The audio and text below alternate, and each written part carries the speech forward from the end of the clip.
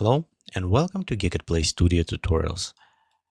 In this tutorial, we'll look on the highlights options inside the material editor. So let's create object. We'll go to Edit Material, and right here we have a tab Highlights. Okay. In other materials or when you work with shaders, you maybe heard this more as a spectral lights. So let's enable. And to manipulate is actually very easy, but at the same time, it can provide you with very powerful tool that enhance materials for your models or your designs. So you can see right here, we start having the light reflections or your specular, and you have it options to choose your highlight color. Even it's going from a single color when you're creating this way, you also can attach the function, and that way you can change the highlight color based on some other external dependency or function or any other function-driven way. So next we have a global intensity, and global intensity will represent in a percent from 0 nothing to 100. This one as well can be driven by function. The highlight is go from the dual to the shiny, the one single kind of point. Okay, let me switch this back to the white one. So right here you can see we have it from shiny and to the dual.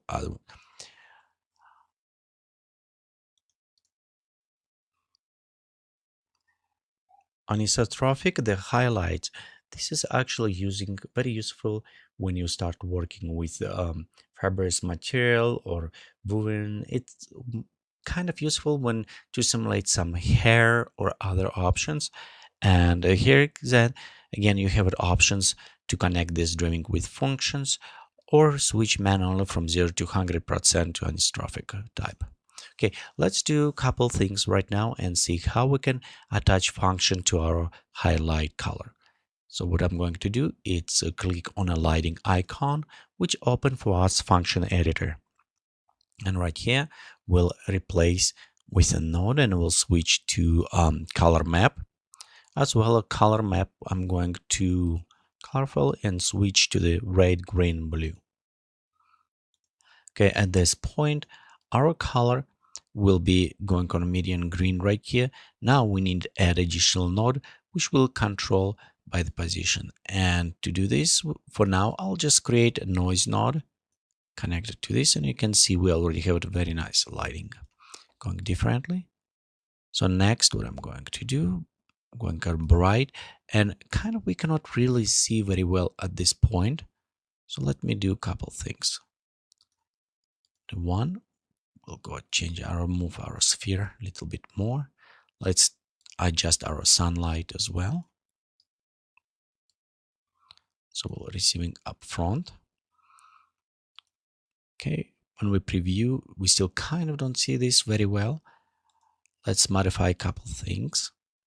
One, I want pop up a little bit transparency. Okay, and we'll change this to a little bit bluish. Click OK. Right now we start seeing some colors. You can see we have a green and some reddish color. So let's go ahead and enhance those even more. So we'll go to our highlights. Let's see if I can increase size by setting mode to dual.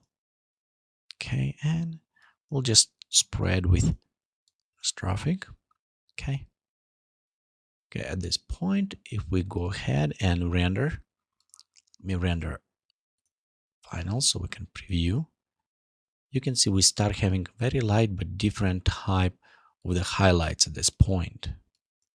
Let me reduce that one. Okay, and different colors you can actually useful when you start creating like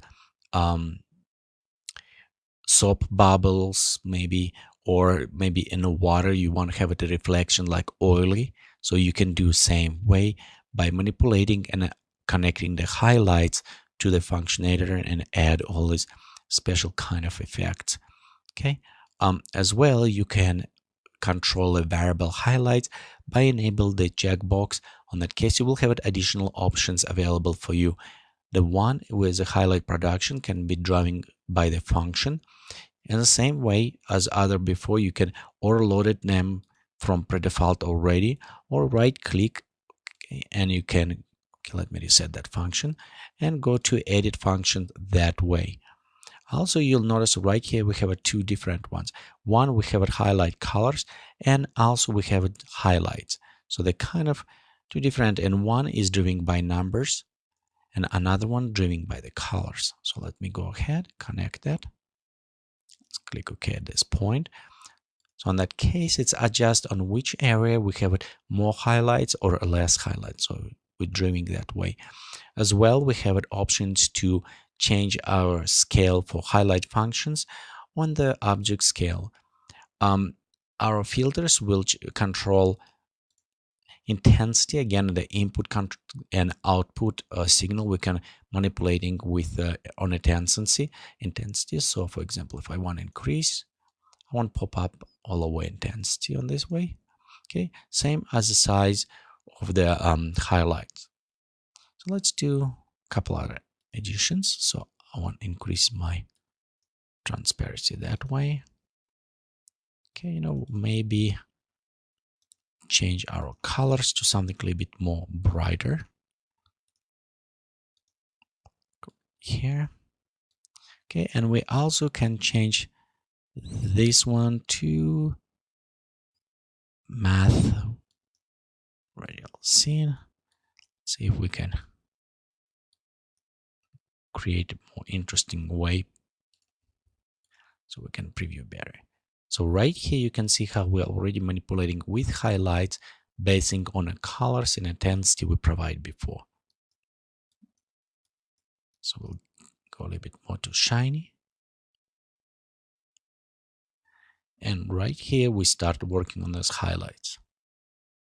Okay, thank you for watching this tutorial from GeekatPlay Studio. Please remember to visit us on the web is www.geekatplay.com.